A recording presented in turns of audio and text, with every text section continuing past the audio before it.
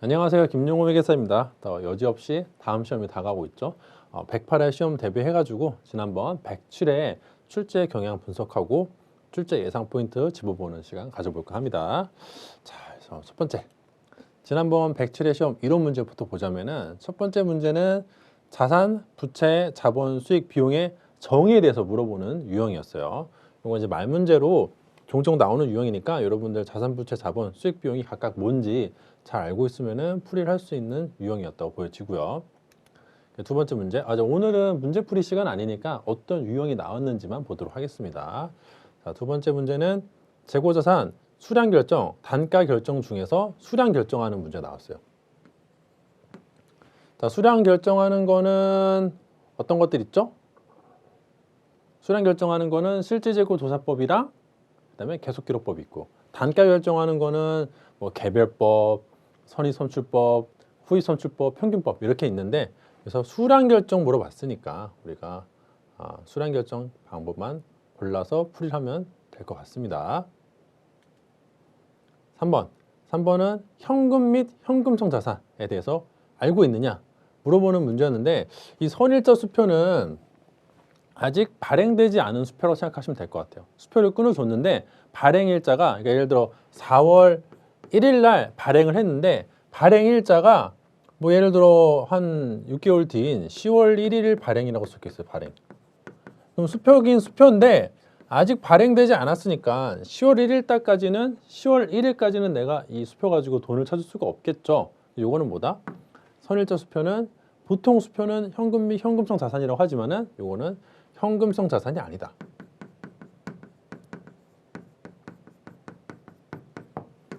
사실상 그냥 뭐 어음이랑 그렇게 큰 차이가 없어요. 이 경우는 10월 1일 전까지는 돈을 받을 수도 없고, 차라리 그냥 어음이면은 할인이라도 하지, 얘 가지고는 할인도 좀 힘들기 때문에 가능은 하지만, 그래서 선일자 수표는 일단은 현금성 자산 아니다 라고 아시면 될 것 같습니다.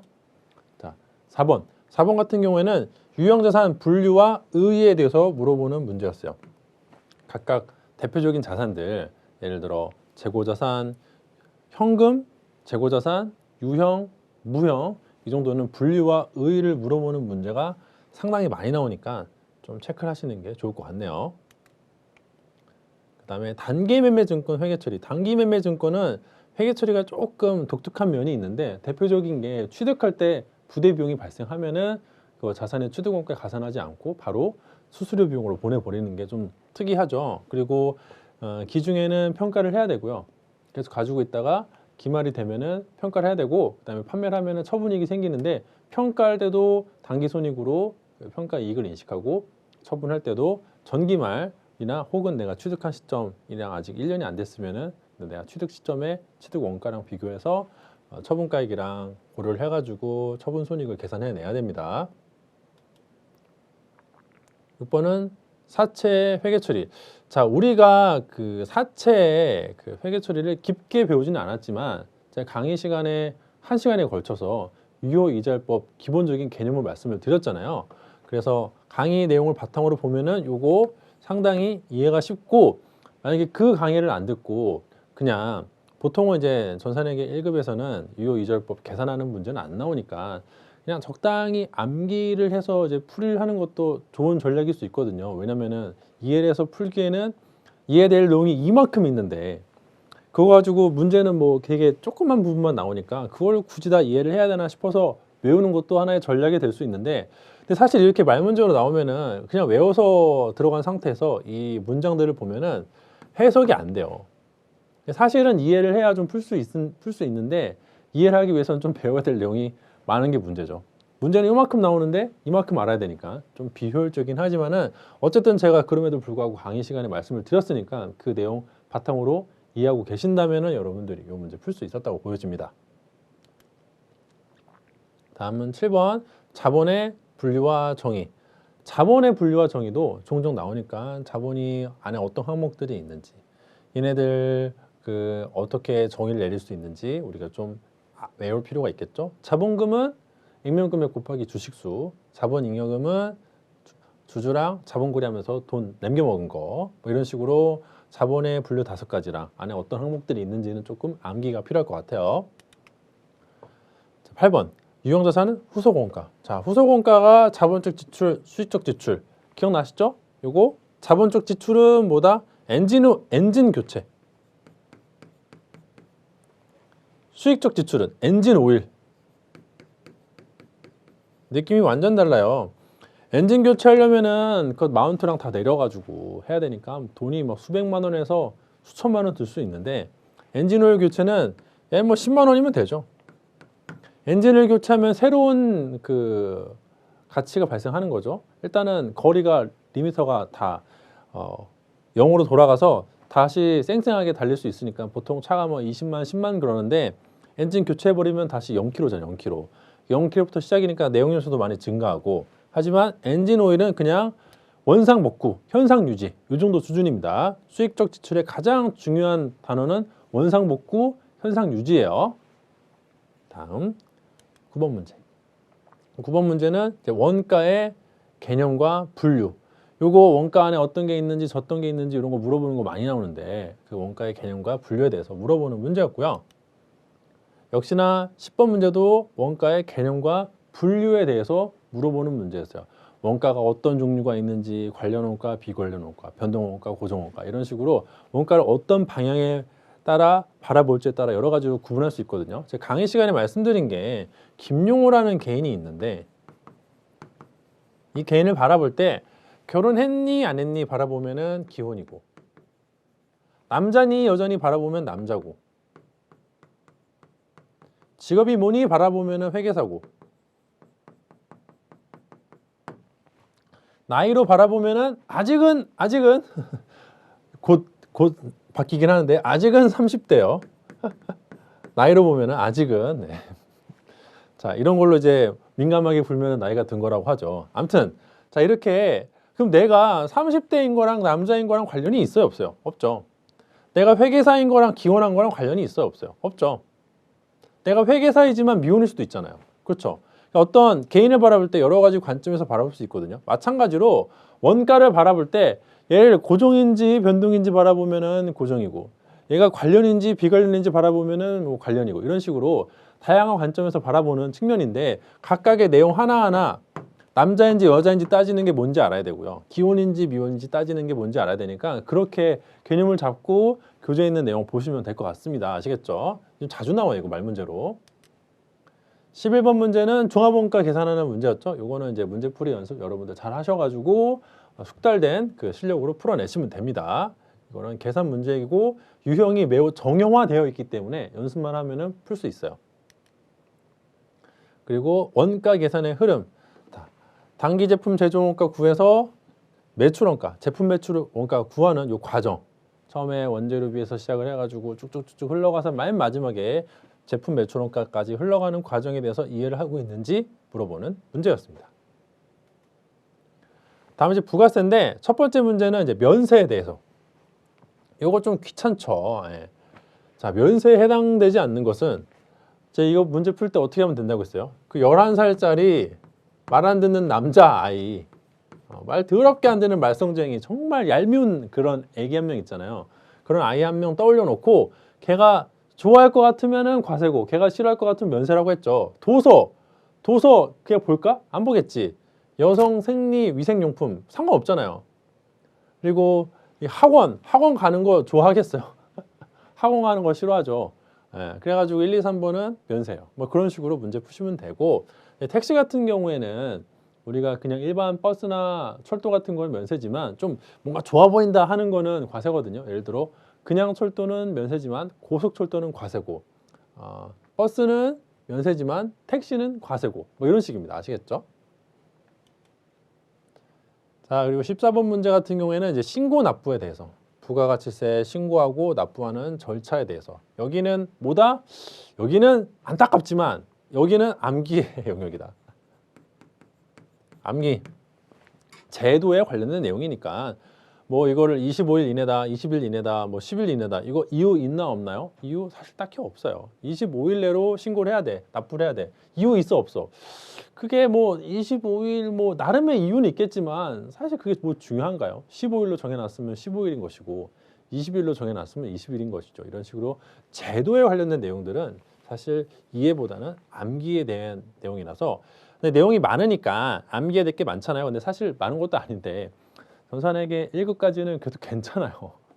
시험에 올라가면 올라가서 와, 외울 게 진짜 많아지는데 그때 올바른 자세는 내가 열심히 공부를 해서 외울 수 있는 데까지 외워놓고 그 다음에 너무 스트레스 받지 않고 시험장에 들어가서 내가 아는 게 나오면 맞추고 모르는 게 나오면 어쩔 수 없다라고 틀려주는 자세가 중요합니다. 그것만 전전긍긍 끙끙 앓고 막 이거 막 스트레스 받고 하면 오히려 더 안 외워지고요. 그냥 쿨하게 내가 허용된 시간 내에서 열심히 시간 투자해서 외워놓고 그 다음에 풀리면 풀리는 거고 아니면 뭐 어쩔 수 없지 이런 마인드로 접근하시는 게 암기 문제 푸는 좋은 마인드 셋업인 것 같아요. 15번 문제 이거는 부가가치 납세 의무자 사업자에 대해서 사업자 등록하거나 뭐 정정하거나 이런 거 어떻게 되는지 알고 있느냐 문제였는데 연속해서 출제가 되었습니다. 보통 1급 같은 경우는 연속해서 출제되는 게 많지 않은데 이거는 연속해서 출제가 됐으니까 이 출제자들이 부가세 계산 문제보다는 이런 식으로 뭔가 말 문제, 특히나 이 사업자 등록에 관련된 내용 물어보는 거를 좋아하는구나 라는 거를 또 체크해 볼 수가 있겠어요. 자, 그래서 한눈에 보자면은 다음과 같이 재무회계에서는 요거 자산부채 자본 수익 비용 정의에 대해서 물어보는 거 나왔었고요. 재고자산 수량 결정하는 방법에 대해서 네가 알고 있느냐? 계산 문제는 아니고 단가 결정이랑 수량 결정이랑 비교해보는 문제 나왔었고요. 그 다음에 현금 및 현금성 자산 분류와 의 보시면은 현금 및 현금성 자산 그 다음에 유형 자산 그 다음에 자본 얘네들의 분류와 의 얘네들의 정의에 대해서 알고 있느냐 여기 안에 뭐 어떤 것들이 항목이 존재하는지 알고 있느냐 물어보는 문제였거든요. 이런 거는 자주 나오고 이번 시험에 나오지는 않았지만 재고자산이랑 뭐 무형자산 이런 것도 충분히 나올 수 있으니까 함께 체크해 보시길 바랍니다. 그 다음에 단기매매증권 회계처리 얘 좀 특이하니까 우리가 기억을 해야 되고 사채 회계처리는 여러분들 잘 저런 게 시간을 투자하기 싫으신 분들은 한번 암기로 문제풀이 시도해 보시고 자꾸 틀린다 그러면은 어쨌든 내용을 좀 알기는 알아야 돼요. 우리가 전산회계 1급에서 끝날 건 아니고 물론 요거만 합격하고 나는 이제 회계 공부 안 할 거야 이렇게 말씀하시는 분들도 계실지 모르겠지만 그래도 우리가 직업으로서 이 자격증 따고서 나중에 어디 취직하고 계속 일을 하려면은 좀 더 많이 알아야 되거든요. 그래서 시간 투자해서 제거 기본 이론 실무 강의 들어보셔가지고 사채에 대해서 좀 이해를 하는 시간을 가져보시길 권해드립니다. 그러면은 아까 그런 말 문제도 좀 술술 풀려요. 그리고 나서 유형자산 후속 원가, 자본적 지출이랑 수익적 지출 구분하는 문제 나왔었고요. 원가에서는 이 개념과 분류, 뭐 관련 원가인지 비관련 원가인지 정상인지 뭔지 이런 것들, 표준인지 뭔지 이런 것들 문제에 대해서 두 문제가 나왔었고 그다음에 조합원가 계산하는 거 나왔었고요. 원가 계산의 흐름에 대해서도 나왔습니다.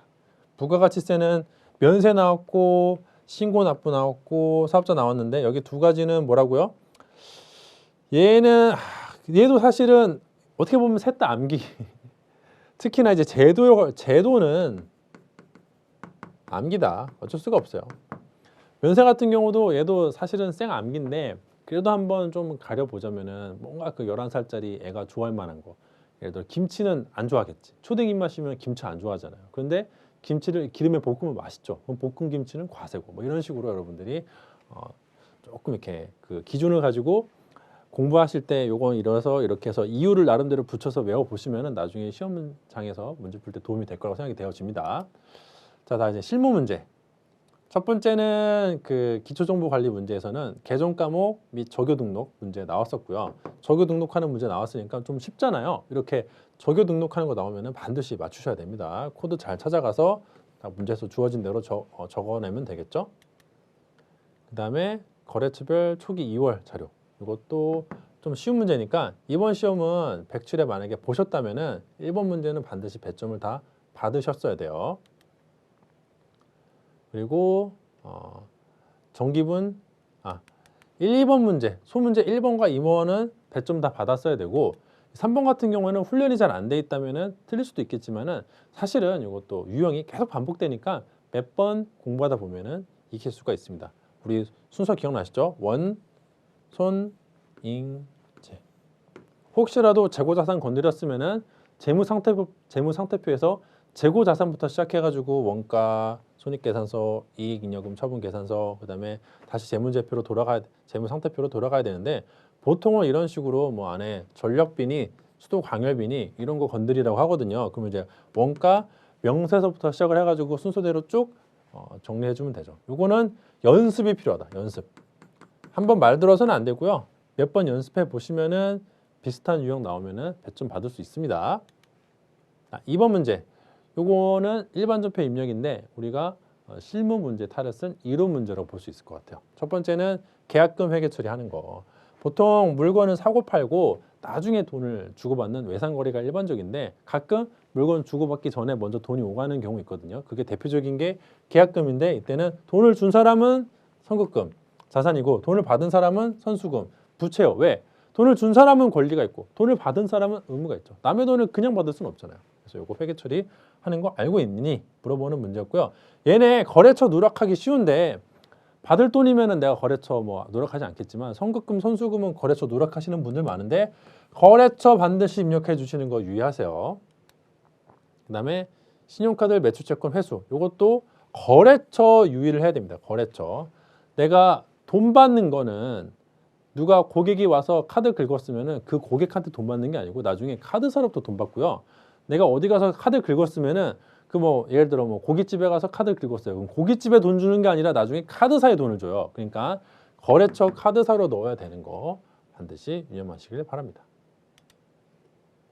그다음에 퇴직연금제도 DB형 회계 처리 어떻게 하는지 알고 있니? 물어보는 문제였고요. 그다음에 차입금 상환 회계 처리. 차입금 갚을 때 이자 비용 발생하는 거. 내가 갚을 돈은 2천만 원인데 보통 예금은 20만 원까지 더 나갔어. 뭐야? 그거 이자 비용이다.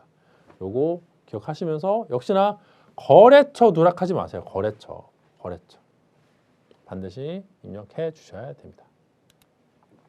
5번 문제는 매출채권의 대여금 전환 문제인데 보통은 매출채권을 그냥 받을 어음 정도로 전환시키거든요. 외상매출금을 받을 어음으로 전환시키는데 외상매출금도 매출채권이고 받을 어음도 매출채권이니까 보통 매출채권 내에서만 이렇게 움직여요. 보통은 외상매출금을 받을 어음으로 바꾸겠죠. 이건 약속만 있는 케이스고 얘는 실제로 어음이 있으니까 약속만 있을 때는 이 사람이 돈 줄 때까지 기다려야 되지만은 내가 어음을 받아오면 이걸 은행에다 할인할 수도 있고 유통시킬 수가 있잖아요. 여기까지인데 이번 문제에서는 대여금으로 전환시키는 회계 처리가 나왔어요. 뭐 이건 시키면 하는데 이게 조금 언뜻 들어서는 이해가 안 되잖아요. 아니 뭐 어차피 받을 돈인데 대여금도 받을 돈이고 굳이 바꾸는 이유가 뭘까? 일단 대여금은 첫 번째가 기간이 조금 길어집니다. 보통 외상매출금은 뭐 2달, 3달, 뭐 길어봤자 6개월인데 단기 대여금은 이런 식으로 뭐 1년 대여로 확 기간을 늘릴 수 있어요. 기간을 증가시킬 수 있고 두 번째로 이자를 주고받을 수 있게 됩니다.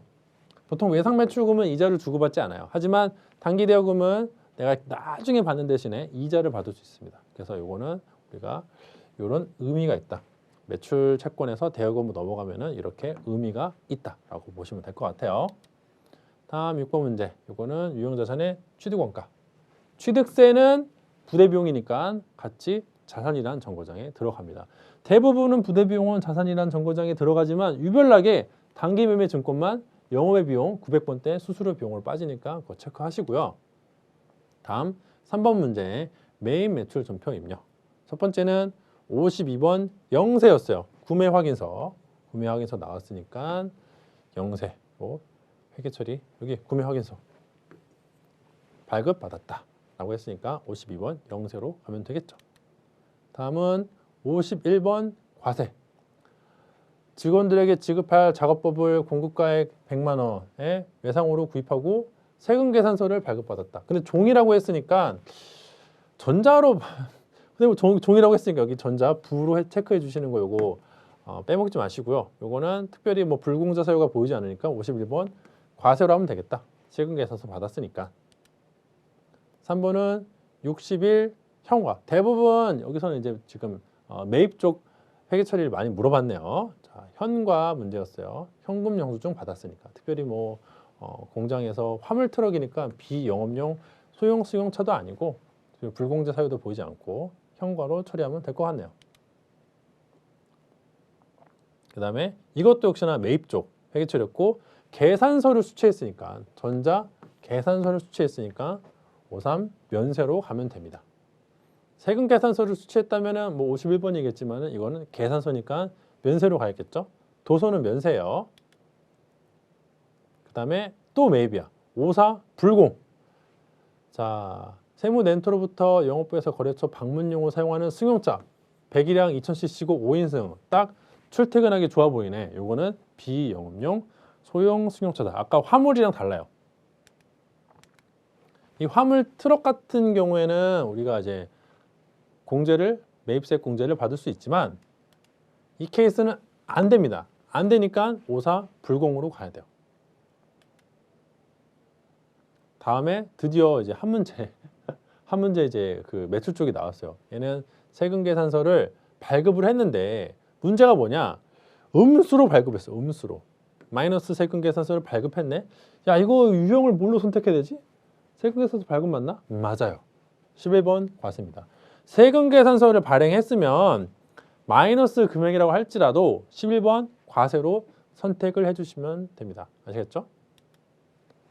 자, 다음 이제 문제 4 오류 수정. 첫 번째 문제는 일반 전표 입력 수정한 것이고요. 회계 계정과 거래처 오류가 있는 케이스입니다. 문제를 잘 해석하는 게 포인트예요. 문제를 잘 해석을 해가지고 회계 계정 잘못된 거 고치고 거래처 잘못된 거 고치는 문제였는데 얘는 이제 오류 수정이니까 기존 전표를 뭐 수정해도 되고 뭐 지우고 다시 써도 됩니다. 아시겠죠? 2번. 2번은 일반 전표 삭제 후에 매입 매출 전표 입력하는 유형인데 이것도 최근 들어서 많이 출제가 되고 있어요. 그래서 일반 전표 입력된 거 찾아가서 12월 13일자로 찾아가서 아 여기 전표가 있네 라고 본 다음에 문제 해석해가지고 아 이거 잘못됐구나 지워 이 전표 삭제하고요. 삭제한 다음에 그 매입 매출 전표에다가 51번 과세로 입력해 주시면 됩니다. 전자세금 계산서를 수치를 했고 특별히 불공제 사유 보이지 않으니까 51번 과세로 해도 되겠죠. 다음은 결산. 결산은 오류 수정과 다르게 그 내가 전에 했던 회계 처리를 찾아가서 지우거나 하시면 안 되고요. 12월 31일자로 새롭게 전표를 입력해 주셔야 됩니다. 자, 수동 결산 문제였는데 장기 차입금 유동성 대체 문제였어요. 장기 차입금이 처음에는 장기 차입금이었지만은 기간이 지나서 만기가 1년 이내로 다가오면은 그거를 유동성 장기 부채로 바꿔줘야 됩니다. 두 번째 문제는 자동 결산 문제였는데 무형자산 상각비 우리가 그냥 입력해 주면 돼요. 다만 보통은 이거를 이제 숫자를 주고 입력하는 식으로 많이 출제가 되기도 하는데 이 문제는 이제 계산을 해야 되니까 약간 난이도가 있는 편이다라고 볼 수 있을 것 같고요. 하지만 뭐 계산하면 되죠. 이론 문제 풀 때 계산 많이 하잖아요. 마치 이론 문제 풀듯이 이거 상각비 계산해가지고 우리가 계산할 때 이제 월할 생각 조심하시고요. 계산할 때 월할 생각해가지고 전표 입력한 다음에 이때는 그냥 넘어가고 이 자동 결산에다가 숫자 입력해 준 다음에 이때는 넘어가고 3번 문제까지 푼 다음에는 F3 전표 추가해 주셔야지 이 앞선 2번 문제까지도 우리가 정답으로 인정받을 수 있습니다. 뒤에 가서 전표 추가 안 해주시면은 이거 그냥 2번, 3번 문제 다 틀린 거예요. 3번은 법인세 관련 자료 그 입력하는 문제 나왔어요. 이거 그렇게 엄청 많이 출제되지는 않지만 종종 나오니까 법인세도 처리 어떻게 하는지 선납세금이 있으면 어떻게 하는지 내가 추가로 낼 건 미지급 세금 잡고 뭐 이런 것들 우리가 일반 전표 입력할 때는 미지급 세금 잡을 거 굳이 뭐 고려할 필요가 없지만 자동으로 입력해 주지만 일반 전표 입력할 거면은 미지급 세금 잡히는 거 고려해가지고 여러분들이 자료 입력하는 거 연습이 좀 필요합니다. 이거는 제가 보통은 이걸 이렇게 하세요, 저건 저렇게 하세요라고 말씀을 드리는데 지금 이 법인세 비용 문제는 여러분들 그냥 편하게 이게 편하신 분들은 이거대로 하고 이렇게 일반 전표 입력하는 게 편하신 분들은 그렇게 하시고 각자 알아서 하시면 될 것 같네요. 근데 어쨌든 만약에 자동 결산 자료 입력 가지고 내가 입력을 했다라고 하면은 반드시 F3키 눌러서 전표 추가해 주셔야 돼요. 이거 까먹으면 대형 사고입니다. 대형 사고 아시겠죠?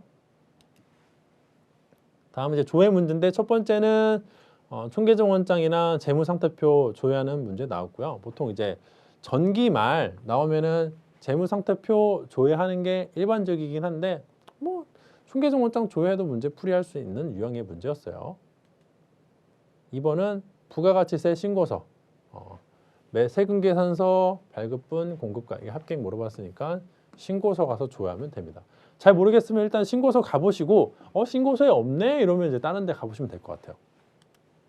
3번은 지혜상사라고 거래처가 나왔으니까 이때는 그냥 묻지도 따지지도 말고 거래처 원장으로 하시면 됩니다. 이렇게 하면은 세 문제 다 풀었죠? 자, 그러면 이제 그 107의 출제 경향은 분석 다 했고 다음번 108의 시험에는 어떤 게 나올까? 좀 예상을 해보자면은 첫 번째로 이론 문제부터 해보자면 기초 플러스 증가 감소는 기말 유형 출제가 될 확률이 매우 높다고 생각이 되어집니다. 재고자산 가지고 요 감소 얼마게 물어봐서 매출원가 계산하라고 할 수도 있고요. 매출채권 가지고 저 감소 얼마게 물어봐서 뭐 현금 회수 금액 물어볼 수도 있고. 그러니까 보통 이 문제는 하나, 둘, 셋, 네 개인데 변수가 여기서 하나, 둘, 세 개 주고 뭐 감소가 얼마게 해서 하나를 미지수로 놓고 푸는 문제죠. 이런 거는 여러분들이 문제 나오면은 딱 저 공식에다 넣어서 문제 풀이를 하시면 될 것 같아요. 두 번째는 유형자산 감가상각 계산 문제. 이것도 역시나 언제라도 나올 수 있는 유형이고요. 우리가 보통은 정액법이랑 정률법 많이 나오고 가끔 생산량 비례법도 나올 수 있고 연수합계법까지도 자주 나오는 것 같아요. 이중체감법 계산 문제는 많이 안 나오는 것 같습니다. 근데 보통 이게 많이 나온다. 이때 정률법은 미상각 잔액에다가 상각률 곱하는 거니까 잔존가치 고려할 필요가 없고요. 잔존가치가 여기 고려가 되어 있어요. 정액법은 여러분들 워낙 많이 연습하셨을 테니까 특별히 지금 설명하지는 않도록 하겠습니다. 그리고 이 매출원가랑 판매비와 관리비, 영업의 비용 구분하는 문제 많이 나오는데 이 손익계산서 순서를 일단은 암기가 되어 있어야 되고요. 이거는 이제 진짜 좀 암기가 되어 있어야 되죠. 합격을 위해서 시험 공부하시는 분들은 이 정도는 암기가 되어 있는 상태에서 이 판매 관리비랑 여기까지 끊어서 위는 영업이고 아래는 영업외인데 영업의 비용이랑 판매 관리비 요거 두 개 계정들 구분할 수 있는 능력은 있어야 된다고 봅니다. 그리고 단기 매매 증권 회계 처리 이거 좀 특이하니까 좀 공부를 해서 대비를 해놓자. 취득 시점에는 매입 관련 부대 비용이 영업의 비용인 수수료 비용으로 인식한다. 이거는 그 실무 문제에서도 많이 나오니까 여러분들 체크를 꼭 하시고요. 그 평가, 공정가치로 평가를 해가지고 이제 기말에 공정가치 평가를 하는데 평가손익보다 당기손익이다. 그리고 처분 시점에는 처분가액과 직전 장부금액, 직전 장부금액은 만약에 기말을 지나서 평가를 했다면은 전년도 공정가치가 장부금액일 테고 아직 1년이 안 지났으면 내가 사왔던 금액이 장부금액이겠죠. 차액을 처분손익으로 인식한다. 그리고 처분 관련 부대 비용, 처분가액에서 직접 차감해요. 이거 뭔 소리야? 내가 10만 원 주고 팔았는데 내가 삼성전자 주식을 7만 원에 사와서 10만 원에 팔았는데 수수료가 1,000원 발생했어요. 사올 때도 1,000원? 그러면은 사올 때 1,000원 얘는 수수료 비용으로 영업의 비용으로 인식해 주는데 내가 팔 때 발생한 1,000원은 그거 어떻게 한다? 비용으로 가는 게 아니라 돈이 1,000원 덜 들어왔다. 99,000원 현금 들어왔다. 단기 매매 증권은 얼마라고요? 7만 원짜리였어. 그럼 처분이익이 3만 원이 아니라 처분이익이 29,000원이 됩니다. 이 처분가액에서 직접 차감해 주는 것도 좀 챙겨가세요. 그 다음에 재무제표 질적 특성, 요거 목적 적합성이랑 신뢰성 서로 좀 상충되는 거. 목적 적합성 안에 예측가치, 피드백가치, 적실성이 있고 신뢰성 안에 표현의 충실성, 검증 가능성, 중립성 있다. 얘네들 서로 좀 상충이 되는 면이 있다라는 거 기억나시나요? 네, 기억 안 나시면은 교재 다시 보시고 강의 다시 들어보시고 요거 리마인드해서 시험 대비하시기를 권해드릴게요. 그리고 이제 원가는 종합원가랑 개별원가 차이 물어보는 문제 굉장히 자주 출제되니까 다음 시험에도 또 나올 수 있다고 보여지고요. 계산 문제는 이제 종합원가 계산하는 게 많이 나오긴 하는데 말 문제로는 종합원가랑 개별원가 구분하는 거 상당히 많이 나와요. 그리고 원가의 분류 아까 말씀드린 거 이게 추적 가능성으로 볼 때, 원가 행태로 볼 때, 통제 가능성으로 볼 때 관련인지 비관련인지 볼 때, 그리고 제조 활동에 대해서 볼 때. 그래가지고 같은 원가여도 어떤 원가가 나는 직접 원가이면서 고정 원가이고 통제불능 원가이면서 매몰 비용이고 비제조 원가일 수도 있어요. 그럴 수도 있죠. 어떤 원가는 이거. 그러니까 하나의 저라는 개인을 볼 때, 김용호라는 개인을 볼 때 미혼인지 기혼인지 직업은 뭔지 나이는 뭔지 따로따로 볼 수 있잖아요. 각각 따로따로 보는 거예요. 이게 뭐 결혼을 했는지 안 했는지 보는 거고, 이게 남성인지 여성인지 보는 거고. 그러니까 얘랑 얘랑은 관련이 서로 있으면서도 없어요. 예, 아시겠죠? 그래서 어떻게 바라볼지의 문제이다. 요거 개념에 대해서 여러분들이 다 각각 별도로 얘는 얘대로 얘는 얘대로 내가 남자인지 여자인지 따지는 거랑 내가 나이가 몇 살인지 따지는 거는 전혀 상관없잖아요. 그러니까 그거는 각각 개별적인 관점에서 여러분들이 이해를 하시고 명칭에 대해서 용어에 대해서 암기가 좀 되어 있어야 됩니다. 이거는 자주 물어보니까 꼭 암기를 하세요. 3번 원가의 흐름 아까도 나왔었죠. 이거 기초 원재료부터 해가지고 쭉쭉쭉 가서 직접 재료비 구하고 이게 또 직접 재료비로 들어가서 단기 총 제조 원가를 구성을 하고 거기에 직접 농무비 제조 간접비 더해져서 쭉쭉쭉 지나가면은 단기 제품 제조 원가가 돼서 그게 또 제품으로 가고 여기는 이제 원재료 라인 이쪽이 이제 원재료 라인이고 여기는 제공품 여기는 제품. 그래서 이렇게 원가가 어떤 흐름으로 이루어지고 있는지 이거 머릿속에 있으셔야 됩니다. 그래서 원재료가 직접 재료비가 돼서 제공품으로 빨려 들어가고 거기에 노무비랑 제조 간접비가 더해지면은 단기 총 제조 원가가 되는 것이고 그다음에 이제 완성돼서 나가면은 단기 제품 제조 원가가 되고 완성된 게 들어온 것도 제품 쪽으로 증가로 가겠죠. 그다음에 기말 빼면은 제품 매출 원가 계산할 수 있고 요거 원가의 흐름 여러분들이 머릿속에 있으셔야 이거를 중간에서 순서를 꼬거나 응용할 때 문제 풀이가 가능합니다. 그 부가세 같은 경우에는 간주 공급 충분히 나올 수 있어요. 간주 공급은 자주 물어보니까 간주 공급 개념 잘 잡아보시고 두 번째로 사업자에 대해서 지금 연속해서 2번이나 물어봤거든요. 이거는 또 나올 수도 있다. 3번 연속 출제 안 될 확률이 높지 않아요? 저는 반대로 생각해요. 이렇게 2번이나 연속해서 나온 거는 이번 시험에 또 나올 수도 있고 만약에 이번 시험에 안 나온다고 할지라도 109회에 바로 나올 수도 있고 왜냐? 출제자가 중요하게 생각하는 문제이기 때문에 그래요. 세 번째로 영세율이랑 면세율 비교하는 것도 또 나올 수 있습니다. 이번 시험에는 면세가 뭔지 면세나 면세냐 아니냐 이거 따지는 문제였다면은 다음 시험에는 영세냐 면세율이냐 이거 따지는 거 자주 나오니까 영세율은 소비지급 과세 원칙이고 완전 면세 면세는 역진성을 완화하고 부분 면세 이거 성격이 다르다는 거 여러분들이 기억을 하시길 권해드릴게요. 이런 문제 같은 경우에는 첫 번째 문제로 적요 등록하는 문제 나올 확률이 높다. 적요 등록하는 문제 나오면은 땡큐 하면서 배점 다 받으셔야 되고요. 두 번째로 역시나 거래처별 초기 2월 자료 수정하는 문제 또 나올 확률이 매우 높습니다. 이것도 역시나 나오면은 땡큐 하시면서 풀으셔야 돼요. 이거 쉽고 이거 쉬우니까 이런 걸로 나오면은 여러분들이 반드시 배점 받으셔야 되고요.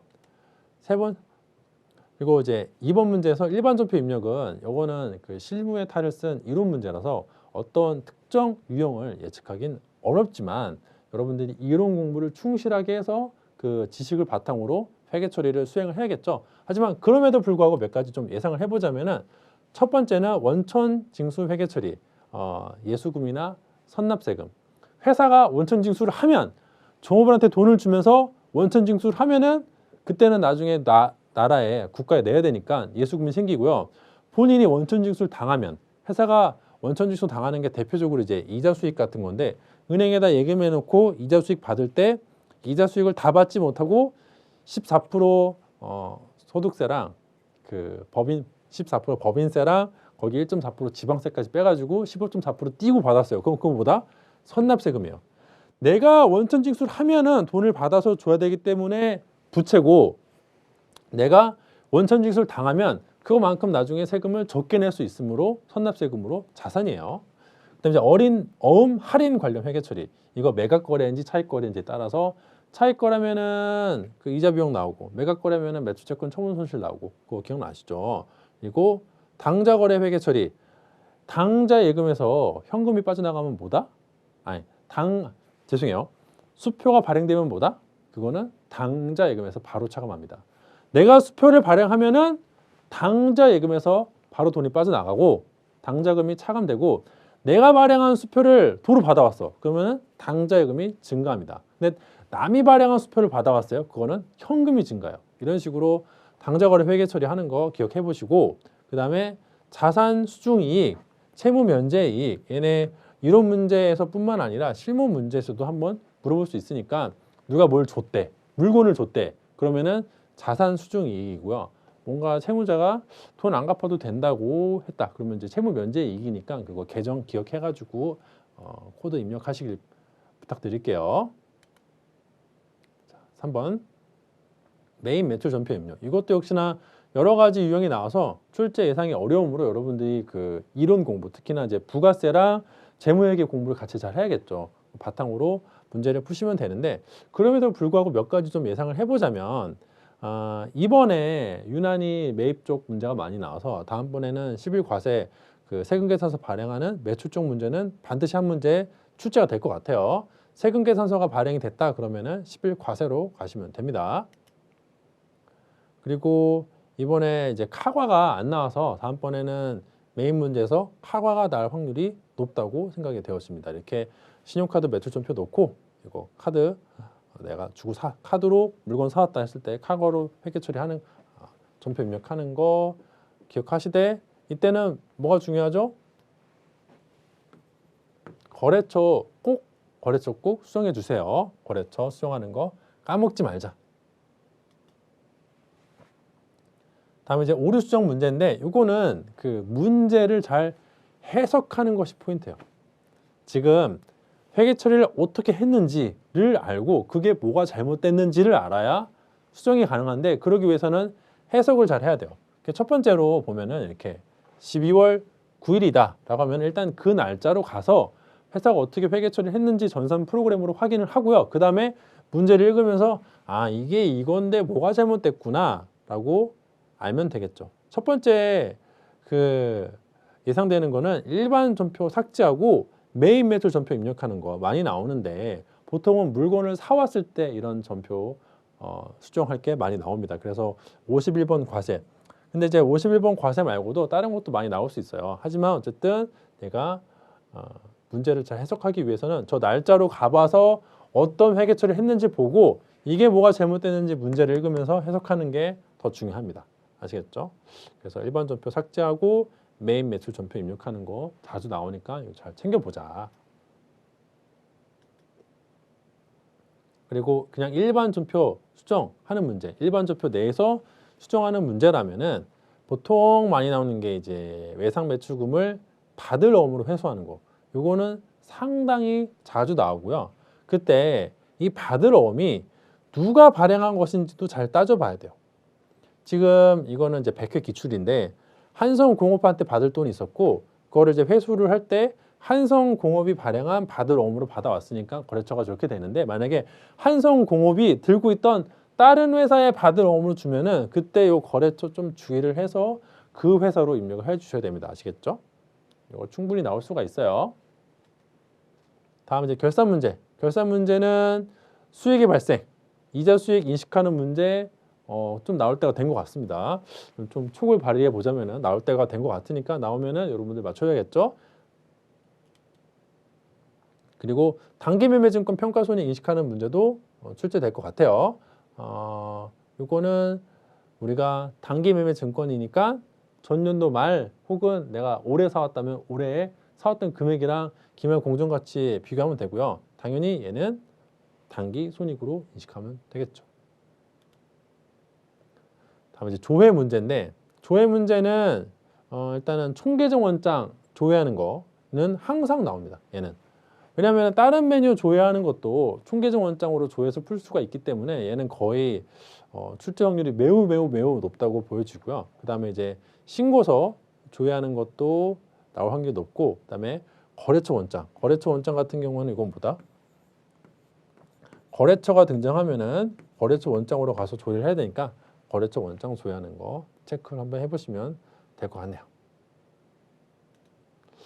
자, 이렇게 해가지고 출제 예상 간단하게 또 한눈에 정리를 해보자면은, 일단 이론 문제 같은 경우에는 재무회계에서 기초 플러스 증가 마이너스 감소 기말 유형 나올 확률이 높다고 생각이 되어집니다. 그래서 나오면은 이거 미지수 하나 구하는 문제니까 나머지 변수 하나, 둘, 셋, 네 개 중에서 세 개는 정보를 주고 하나 계산해 보라는 문제니까 여러분들 풀 수 있어야 되고요. 두 번째로 유형자산 감가상각 계산 문제 나올 때가 된 것 같아요. 그래서 정액법, 적립법은 나오면은 반드시 우리가 배점을 받자. 그다음에 매출원가, 판매비와 관리비, 영업의 비용 구분하는 건데 그 중에서 특히 판관비랑 영업의 비용 구분하는 게 포인트다. 얘네는 헷갈리는 게 종종 존재하니까 우리 잘 체크를 해보도록 하시고요.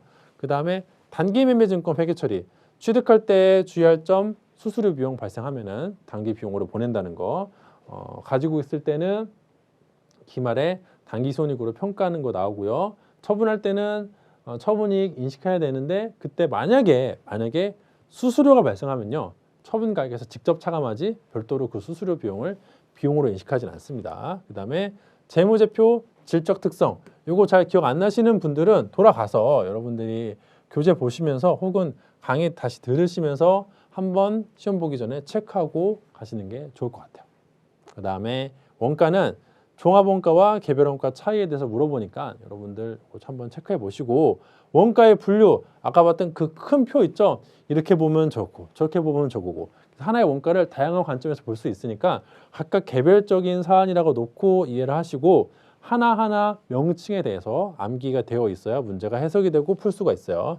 3번 원가의 흐름 원재료부터 시작해가지고 제공품 돼서 마지막에 제품이 되는 그 과정에 있는 그 명칭들 여러분들 기억하시기를 권해드립니다. 그리고 이제 부가세에서는 재화의 간주 공급 나올 때가 된 것 같아요. 그래서 이거 한 번 더. 근데 이건 꼭 이런 문제가 아니다. 여러분들 실무 문제 풀 때도 도움이 되니까 반드시 좀 한번 체크를 해보시고 지나가시고 그 다음에 납세 의무자, 사업자에 대해서 계속 물어보고 있다. 자주 출제가 되니까 또 나올 수도 있으니까 체크를 해보자. 그 다음에 영세율과 면세율 구분하는 문제. 영세율은 소비지구 과세 원칙에 따라서 완전 면세해 주는 거고 면세율은 그 역진성을 완화해 주기 위해서 부분 면세되는 거고 그것도 체크를 해보자 라고 보면 될 것 같습니다. 그리고 실무 같은 경우에는 첫 번째는 1번 문제는 이제 적요랑 거래처별 초기 2월 자료 수정하는 문제 또 나올 수 있으니까 이렇게 나오면은 땡큐다. 이거는 조금 잘 우리가 맞춰보자 라고 말씀을 드릴 수 있을 것 같고요. 일반 전표 입력하는 거는 첫 번째 원천징수. 내가 회사가 원천징수라면은 예수금, 내가 원천징수를 당하면은 선납세금이다. 그리고 2번 할인 관련 회계 처리. 매각 거래가 있고 차익 거래가 있는데 특히나 매각 거래에서는 매출 채권 처분 손실이라는 개정이 등장하니까 그거 까먹지 말고 입력을 해주시고요. 그다음에 당좌 거래 회계 처리할 때 이거 거래처 조금 유의를 해야 되는데 예를 들어 내가 어음을 받아왔을 때 내가 발행한 어음을 받아오면은 그건 뭐예요? 내가 발행한 어음을 받아오면은 당좌 예금이 증가하는 거고 왜? 어음을 발행할 때 당좌 예금이 차감하니까 내가 발행한 수표를 수표네요. 내가 발행한 수표를 받아오면은 당좌 예금이 증가하고요. 그리고 저쪽이 발행한 거래처가 있을 때 회사가 있고 어음을 받았어요. 아니 수표를 받았어요. 수표를 받는데 헷갈리니까 다시 정리하자. 이 수표가 첫 번째 내가 발행한 거다. 이건 뭐다? 당좌 예금이 증가해요.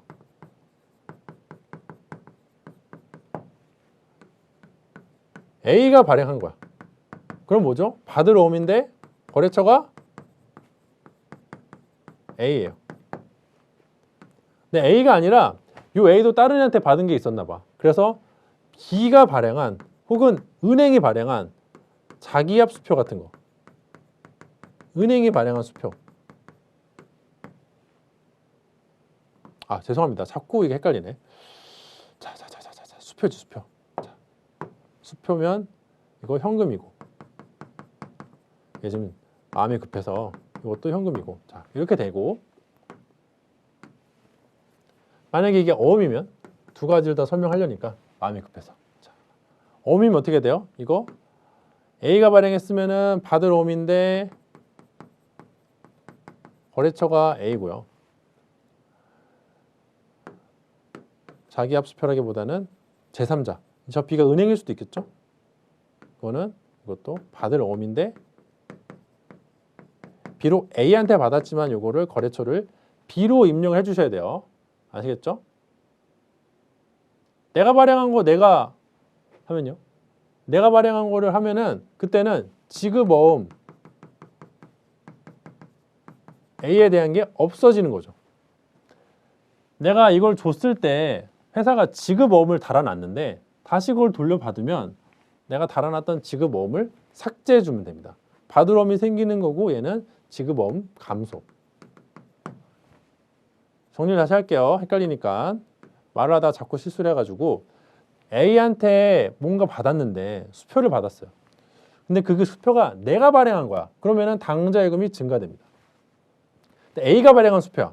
그러면은 현금이 남이 발행한 거니까 수표는 현금이에요. 그리고 또 혹은 또 B가 발행한 거야. 대표적인 게 이제 은행이겠죠. 은행이 발행한 걸 또 받아서 나한테 줬어. 그러면 그것도 현금이다. 남이 발행한 수표는 현금이다. 내가 발행한 수표는 당좌예금 증가시킨다. 자, 이제 어음을 받았어요. 어음을 받았을 때는 내가 발행한 어음을 줬다가 또 돌려받았어. 그때는 내가 어음을 줬을 때 지급어음이라는 부채를 달아놨으니까 돌려받으면은 지급어음이 감소되고요. A가 어음을 발행해서 줬어요. 그럼 받을 어음인데 거래처가 A. 근데 A가 주긴 줬는데 그 어음을 다른 B가 발행했어요. 그러면 받을 어음인데 거래처는 B. 이렇게 적으셔야 돼요. 당좌거래 회계처리 좀 유의를 해보시고 그다음에 자산 수중이익이랑 채무 면제액은 나올 때가 됐으니까 이거 나오면은 꼭 체크를 해두자. 그리고 메인 매출 전표 입력은 여러 가지 유형이 있겠지만은 11번 과세랑 57번 카과 나올 때가 된 것 같습니다. 잠깐 주술게요. 그리고 4번 일반 전표 삭제 후에 메인 매출 전표 입력하는 거 요즘에 최근에 자주 출제가 되고 있으니까 이것도 체크를 해보시고 그다음에 메인 매출 전표 수정이 아니라 저거는 오타가 있네요. 일반 전표 전표 입력 일반 전표 수정하는 문제가 좀 더 많이 나오는 편인데 만약에 나온다면은 외상 매출금을 받음 어음으로 회수하는 케이스 종종 출제되고 있으니까 이때도 거래처 유의를 하세요. 자, 5번 같은 경우에는 그 결산인데 일반 전표 입력 수익의 발생. 내가 돈을 아직 안 받았지만은 발생주에 따라서 수익이 발생했으면은 미수 수익 인식해 줘야 된다. 그리고 단기 매매 증권 평가 손익 기말에 저거 평가를 해주는 것도 결산 문제로 충분히 출제가 될 수 있습니다. 마지막으로 조회되는 거는 총계정원장 조회는 꼭 나온다. 매우 높은 확률이다. 그다음에 신고서 조회하는 거랑 거래처 원장 조회하는 것도 자주 나오니까 이것도 한번 대비를 해보시는 게 좋겠네요. 자, 이렇게 해가지고 108회 출제 예상까지 간단하게 맞춰봤는데 여러분들 공부 착실하게 잘 하신 다음에 방금 제가 말씀드린 내용 체크하시면요. 이번에도 분명히 좋은 결과 있을 것이라고 기대가 되고요. 암기 같은 문제는 여러분들 평소에 공부하실 때 최선을 다해서 주어진 시간 여건 내에서 암기를 하신 다음에 시험장에 들어가실 때는 좀 쿨하게 뭐 내가 암기한 거 나오면은 막 맞추고 아니면 틀리지 뭐. 하지만 내가 공부 착실하게 했으니까 확률상 나는 붙을 확률이 높다라고 자신감 가지고 들어가시면은 좋은 결과 있을 것이라고 생각이 되어지고요. 여러분들 화이팅 하시고 합격하신 다음에 또 저한테 후기 남겨주시면은 제가 또 기쁜 마음으로 답변해 드리도록 할게요. 항상 열심히 하시고 여러분들 꼭 합격 기원합니다. 에듀윌 합격